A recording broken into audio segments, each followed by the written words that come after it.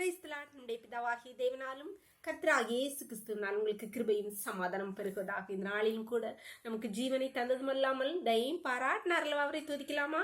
என் பலனாகிய கர்த்தா, என் பலனாகிய கர்த்தாவே, நான் உம்மையை நம்பியுள்ளேன்.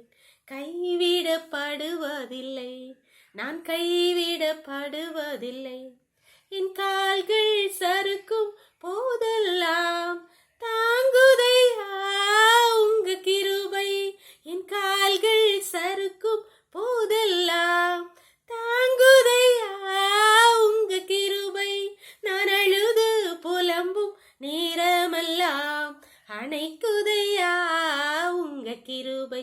என்னை அணைக்குதையா உங்க கிருபை. என் பலனாகிய கர்த்தாவே, நான் உம்மையை நம்பியுள்ளேன். கைவிடப்படுவதில்லை, நான் கைவிடப்படுவதில்லை.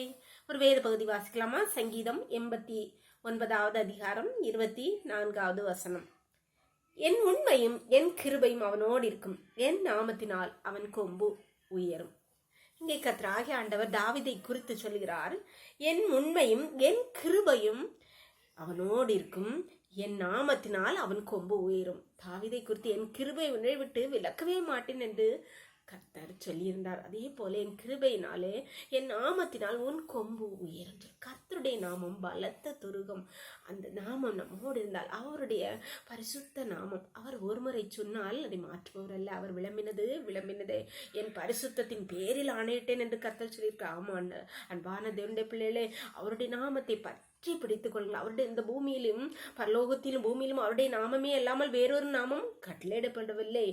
மேலே வானத்திலும் கீழே பூமியிலும் பூமியின் கீழ் தண்ணீரிலும் அவர் ஒருவரே, அவருடைய நாமம் ஒன்றே நமக்கு பலத்த துருகம், அடைக்கலம், ரட்சணை கொம்பு எல்லாமே. அதனால அந்த நாமத்தை, சர்வ வல்லமையுள்ள அந்த நாமத்தை நாம் பற்றி கொடுத்து நம்மை தெரிந்தெடுத்தார்ல, அவருடைய ஆராதிக்க முடியாது அந்த நாமத்தை உயர்த்தும்படியால் எங்கேயோ கிடந்த நம்மளை தெரிந்தெடுத்தார் அல்லவா. அவருடைய நாமத்தை பற்றி பிடித்துக்கொள்ளுங்கள். அந்த நாமம் நம்மளோடு இருந்தால் நம் கொம்பு நிச்சயமாக இருந்தா தாவீதுக்கு சொன்ன நிச்சயமான கிருபைகளை நமக்கு அருளி செய்வார். ஜெபம் பண்ணலாமா? எங்களை நேசிக்கிறீங்களா அன்பின் தகப்பனே? தர்மியான நாளுக்காக கூட நன்றி அப்பா.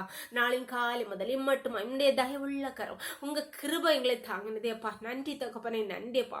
இப்பொழுது மடியாளோடு இணைந்திருக்கிற ஒவ்வொரு பிள்ளைகளையும் உடைய கருத்துல தருகிறோம்ப்பா. உடைய நாமத்தை பற்றி பிடிக்கிற ஒவ்வொரு பிள்ளைகளையும் கர்த்தாவே, அவருடைய கொம்பை நீர் உயர்த்துவீராக, இந்த குடும்பத்தை உயர்த்துவீராக கர்த்தாவே. பிள்ளைகளை வாழ்ந்து இருக்க பண்ணுவீராக.